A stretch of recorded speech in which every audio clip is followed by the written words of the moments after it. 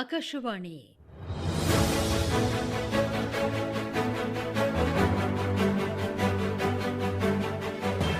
ಚಿಣ್ಣರ ಸುದ್ದಿಲೋಕ. ಪ್ರಚಲಿತ ವಿದ್ಯಮಾನಗಳ ಕುರಿತ ವಾರ್ತಾ ಸಂಚಿಕೆ.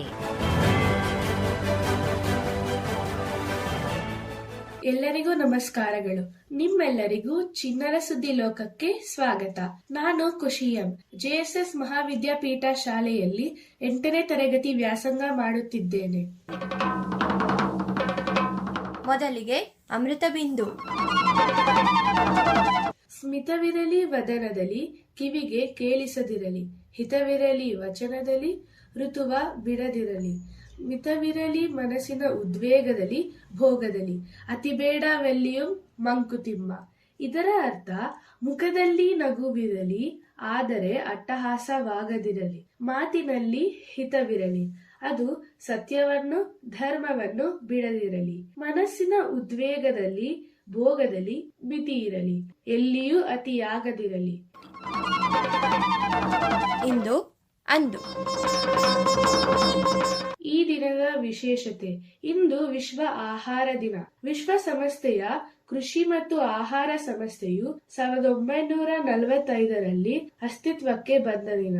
ಇದರ ನೆನಪಾಗಿ ಅಕ್ಟೋಬರ್ 16 ವಿಶ್ವ ಆಹಾರ ದಿನವಾಗಿ ಆಚರಿಸಲಾಗುತ್ತದೆ. ವಾರದ ಸುದ್ದಿಯ ಮುಖ್ಯಾಂಶಗಳು. ಬೋಧನಾ ಮಾಧ್ಯಮ. ಅಮಿತ್ ಶಾ ನೇತೃತ್ವದ ಸಂಸದೀಯ ಸಮಿತಿ ಶಿಫಾರಸು. ಚಂದ್ರನ ಅಂಗಳದಲ್ಲಿ ಸೋಡಿಯಂ ಪತ್ತೆ, ಇಸ್ರೋ ಮಾಹಿತಿ. ಮಹಾಕಾಲೇಶ್ವರ ಕಾರಿಡಾರ್ ಮೊದಲ ಹಂತ ಉದ್ಘಾಟಿಸಿದ ಪ್ರಧಾನಿ ಮೋದಿ. ಡಿಜಿಟಲ್ ಸಾಕ್ಷರತೆ ಕಾರ್ಯಕ್ರಮಕ್ಕೆ ಧೋನಿ ಚಾಲನೆ. ರಾಜ್ಯ ಸರ್ಕಾರಿ ನೌಕರರ ತುಟ್ಟಿ ಭತ್ಯೆ 3.75% ಹೆಚ್ಚಳ. ಕನ್ನಡ ಸಾಹಿತ್ಯ ಸಮ್ಮೇಳನ ಮುಂದೂಡಿಕೆ. ಜನವರಿ 6, 7, 8ಕ್ಕೆ ಹಾವೇರಿಯಲ್ಲಿ ಸಮ್ಮೇಳನ. ದೇವರ ಮೊಸಲಿಗೆ ವಿದಾಯ. ಮಕ್ಕಳಲ್ಲಿ ಹೃದಯ ಸಂಬಂಧಿ ಸಮಸ್ಯೆ. ಓಲಾ, ಊಬರ್ ಆಟೋ ಸೇವೆ ಸ್ಥಗಿತ. ಹೈಬ್ರಿಡ್ ಕಾರು ಅನಾವರಣ ಮಾಡಿದ ಗಡ್ಕರಿ. ಸಮುದ್ರ ಜಲದ ಶುದ್ಧಿಗೆ ಗ್ರಾಫಿನ್. ಭಾರತದ ಬಾಹ್ಯಾಕಾಶ ಆರ್ಥಿಕತೆ 2025ರ ವೇಳೆಗೆ 1.04 ಲಕ್ಷ ಕೋಟಿ ನಿರೀಕ್ಷೆ. ಶ್ವೇತಭವನದಲ್ಲಿ ದೀಪಾವಳಿ ಆಚರಿಸಲಿರುವ ಬೈಡೆನ್. ಈಜು. ಕರ್ನಾಟಕ ತಂಡಕ್ಕೆ 39 ಪದಕ. ಫುಟ್ಬಾಲ್. ಫಿಫಾ 17 ವರ್ಷದೊಳಗಿನ ಮಹಿಳೆಯರ ವಿಶ್ವಕಪ್. ಹಾಕಿ. ಕರ್ನಾಟಕ ಚಾಂಪಿಯನ್. ಕ್ರಿಕೆಟ್. ಸ್ಪಿನ್ ದಾಳಿಗೆ ನಲುಗಿದ ದಕ್ಷಿಣ ಆಫ್ರಿಕಾ. ಭಾರತಕ್ಕೆ 7 ವಿಕೆಟ್ಗಳ ಜಯ. ಧವನ್ ಬಳಗಕ್ಕೆ ಸರಣಿ ಗೆಲುವು. ಸುದ್ದಿಗಳ ವಿವರ. ಬೋಧನಾ ಮಾಧ್ಯಮ. ಅಮಿತ್ ಶಾ ನೇತೃತ್ವದ ಸಂಸದೀಯ ಸಮಿತಿ ಶಿಫಾರಸು. ಐಐಟಿಯಂತಹ ತಾಂತ್ರಿಕ ಶಿಕ್ಷಣ ಸಂಸ್ಥೆಗಳು ಮತ್ತು ತಾಂತ್ರಿಕೇತರ ಉನ್ನತ ಶಿಕ್ಷಣ ಸಂಸ್ಥೆಗಳಲ್ಲಿ ಹಿಂದಿ ಅಥವಾ ಪ್ರಾದೇಶಿಕ ಭಾಷೆಗಳನ್ನು ಬೋಧನಾ ಮಾಧ್ಯಮವಾಗಿ ಬಳಸಬೇಕು ಎಂದು ಕೇಂದ್ರ ಗೃಹ ಸಚಿವ ಅಮಿತ್ ಶಾ ನೇತೃತ್ವದ ಅಧಿಕೃತ ಭಾಷೆಗಳ ಬಗೆಗಿನ ಸಂಸದೀಯ ಸಮಿತಿಯು ಶಿಫಾರಸು ಮಾಡಿದೆ. ಚಂದ್ರನ ಅಂಗಳದಲ್ಲಿ ಸೋಡಿಯಂ ಪತ್ತೆ, ಇಸ್ರೋ ಮಾಹಿತಿ. ಚಂದ್ರನ ಅಂಗಳದಲ್ಲಿ ಸಾಕಷ್ಟು ಪ್ರಮಾಣದಲ್ಲಿ ಸೋಡಿಯಂ ಇರುವುದನ್ನು ಚಂದ್ರಯಾನ್ 2 ಸೆಕ್ಟೋಮೀಟರ್ ಕ್ಲಾಸ್ ಪತ್ತೆ ಮಾಡಿದೆ. ಇದೇ ಪ್ರಥಮ ಬಾರಿಗೆ ಸೋಡಿಯಂ ಪತ್ತೆಯಾಗಿದೆ ಎಂದು ಭಾರತೀಯ ಬಾಹ್ಯಾಕಾಶ ಸಂಶೋಧನಾ ಸಂಸ್ಥೆಯ ಇಸ್ರೋ ತಿಳಿಸಿದೆ. ಮಹಾಕಾಲೋಕ ಕಾರಿಡಾರ್ ಯೋಜನೆಯ ಮೊದಲ ಹಂತವನ್ನು ಪ್ರಧಾನಿ ನರೇಂದ್ರ ಮೋದಿ ಅವರು ಉದ್ಘಾಟಿಸಿದ್ದಾರೆ. ಅದಕ್ಕೂ ಮುಂಚೆ ಮೋದಿ ಅವರು ಮಹಾಕಾಳೇಶ್ವರ ದೇವಾಲಯದಲ್ಲಿ ಪೂಜೆ ಸಲ್ಲಿಸಿದ್ದರು.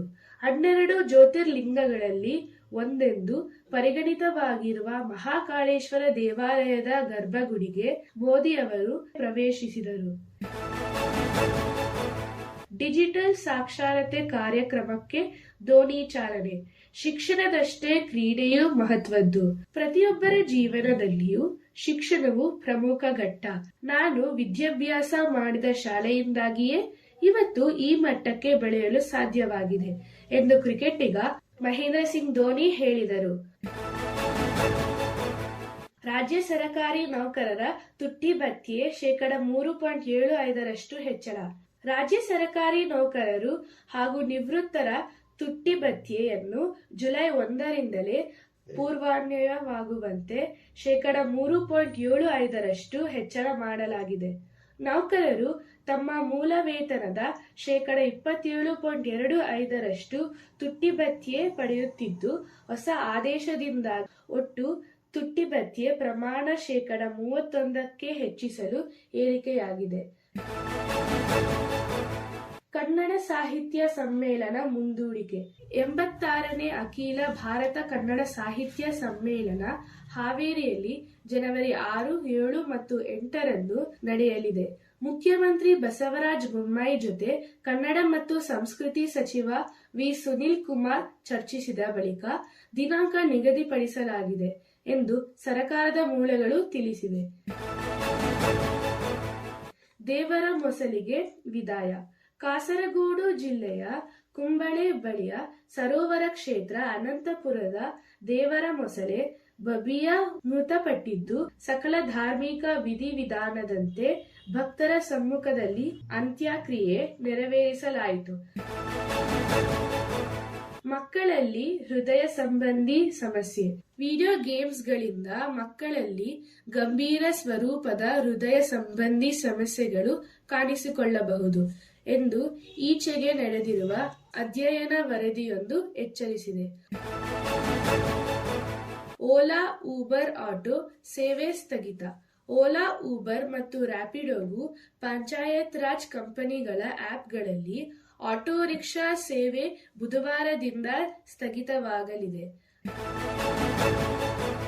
ಹೈಬ್ರಿಡ್ ಕಾರು ಅನಾವರಣ ಮಾಡಿದ ಗಡ್ಕರಿ. ಸಂಪೂರ್ಣವಾಗಿ ಎಥೆನಾಲ್ ಬಳಸಿ ಚಲಿಸಬಲ್ಲ ಹೈಬ್ರಿಡ್ ಕಾರನ್ನು ಕೇಂದ್ರ ರಸ್ತೆ ಸಾರಿಗೆ ಸಚಿವ ನಿತಿನ್ ಗಡ್ಕರಿ ಅನಾವರಣ ಮಾಡಿದರು. ಈ ಕಾರು ಎಥೆನಾಲ್ ಮಾತ್ರವಲ್ಲದೆ ವಿದ್ಯುತ್ ಬಳಸಿಯೂ ಚಲಿಸಬಲ್ಲದು. ಸಮುದ್ರ ಜಲದ ಶುದ್ಧಿಗೆ ಗ್ರಾಫಿನ್. ವಿಶ್ವದಾದ್ಯಂತ ಶುದ್ಧ ಕುಡಿಯುವ ನೀರಿನ ಕೊರತೆ ಹೆಚ್ಚುತ್ತಿದೆ. ಜೊತೆಗೆ ಅನಾವೃಷ್ಟಿ ಮತ್ತು ಜಲಮೂಲಗಳ ಮಾಲಿನ್ಯಗಳು ಹೆಚ್ಚುತ್ತಿವೆ. ಹೀಗೆ ಹಲವಾರು ಸಮಸ್ಯೆಗಳಿಂದ ಬಳಲುತ್ತಿರುವ 106 ಕೋಟಿ ಜನರಿಗೆ ಶುದ್ಧ ಕುಡಿಯುವ ನೀರನ್ನು ಒದಗಿಸಲು ವಿಜ್ಞಾನಿಗಳು ಗ್ರಾಫಿನ್ ಆಕ್ಸೈಡ್ನಿಂದ ತಯಾರಿಸಲಾಗಿದ್ದ ವಿಶೇಷ ಜರಡಿಯೊಂದನ್ನು ಅಭಿವೃದ್ಧಿಪಡಿಸಿದ್ದಾರೆ. ಸಮುದ್ರ ನೀರನ್ನು ಈ ಜರಡಿಯಲ್ಲಿ ಶೋಧಿಸಿದಾಗ ಶುದ್ಧ ಕುಡಿಯುವ ನೀರು ದೊರೆಯುವುದನ್ನು ವಿಜ್ಞಾನಿಗಳು ಪ್ರಾತ್ಯಕ್ಷಿಕೆಯ ಮೂಲಕ ತೋರಿಸಿದ್ದಾರೆ.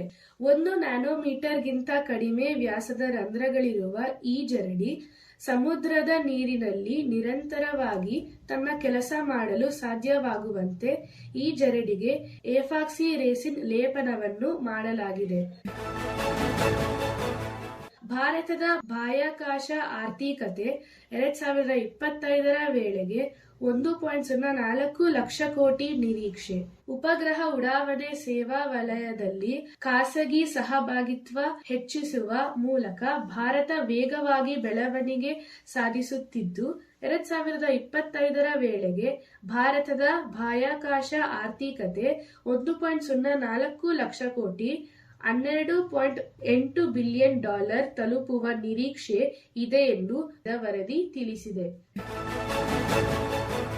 ಶ್ವೇತಭವನದಲ್ಲಿ ದೀಪಾವಳಿ ಆಚರಿಸಲಿರುವ ಬೈಡನ್. ವಾಷಿಂಗ್ಟನ್. ಅಮೆರಿಕದ ಅಧ್ಯಕ್ಷ ಜೋ ಬೈಡನ್ ಅವರು ಇದೇ 24ರಂದು ಶ್ವೇತಭವನದಲ್ಲಿ ದೀಪಾವಳಿ ಹಬ್ಬವನ್ನು ಆಚರಿಸಲಿದ್ದಾರೆ. ಬೈಡನ್ ಅವರು ಅಮೆರಿಕದಲ್ಲಿರುವ ಭಾರತೀಯ ಸಮುದಾಯದ ಸದಸ್ಯರು ಮತ್ತು ತಮ್ಮ ಆಡಳಿತದಲ್ಲಿ ಭಾಗಿಯಾಗಿರುವವರೊಂದಿಗೆ ದೀಪಾವಳಿ ಆಚರಿಸಲಿದ್ದಾರೆ. ಹಬ್ಬದ ಆಚರಣೆಯಲ್ಲಿ ಬೈಡನ್ ಪತ್ನಿ ಜಿಲ್ ಅವರು ಪಾಲ್ಗೊಳ್ಳಲಿದ್ದಾರೆ.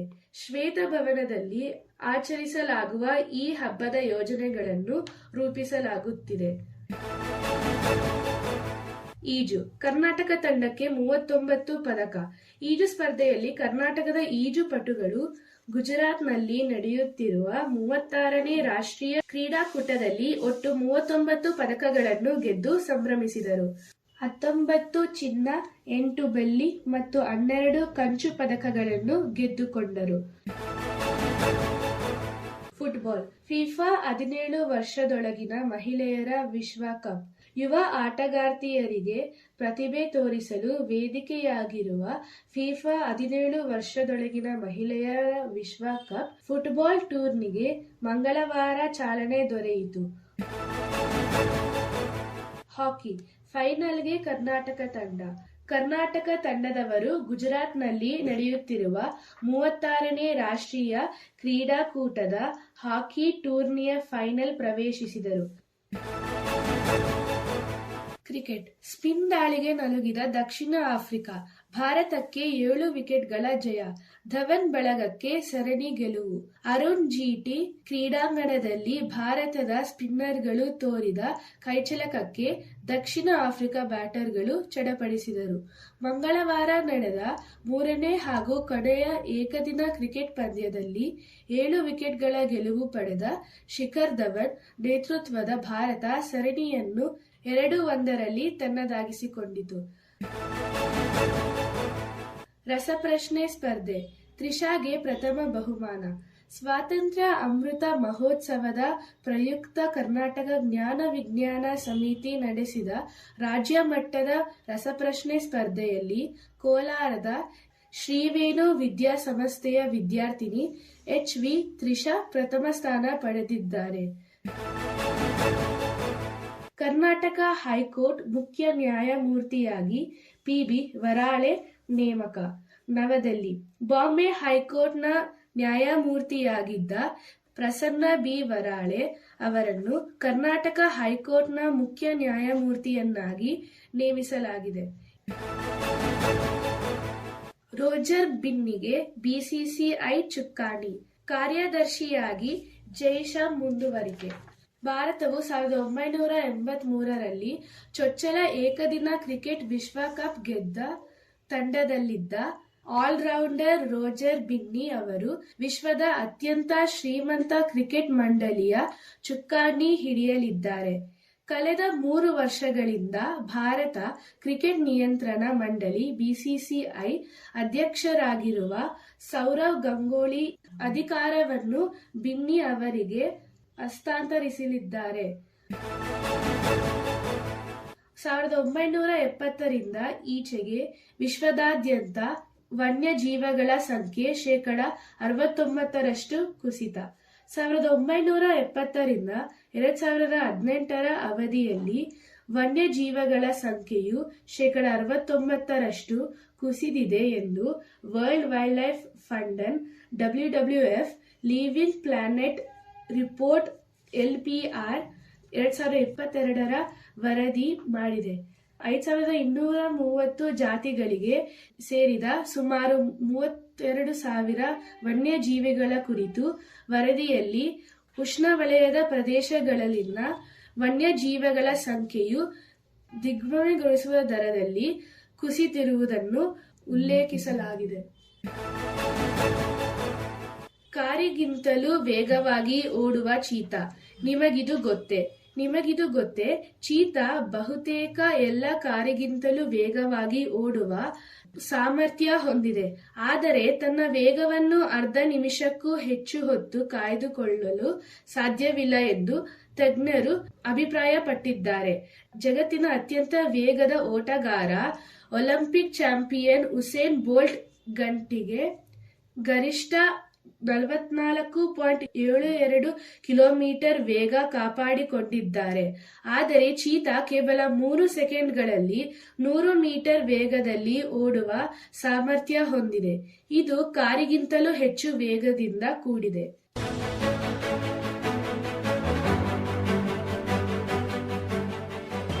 ಇಲ್ಲಿಗೆ ಚಿನ್ನರ ಸುದ್ದಿ ಲೋಕ ಮುಕ್ತಾಯವಾಯಿತು. ನಾನು ಖುಷಿಯಂ.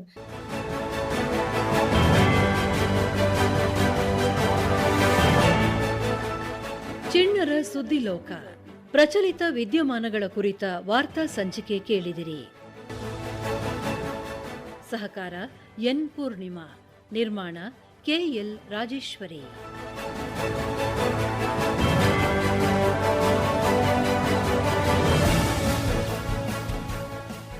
ಕಾರ್ಯಕ್ರಮ ಆಕಾಶವಾಣಿ ಬೆಂಗಳೂರು ಕೇಂದ್ರದ ಕೊಡುಗೆ.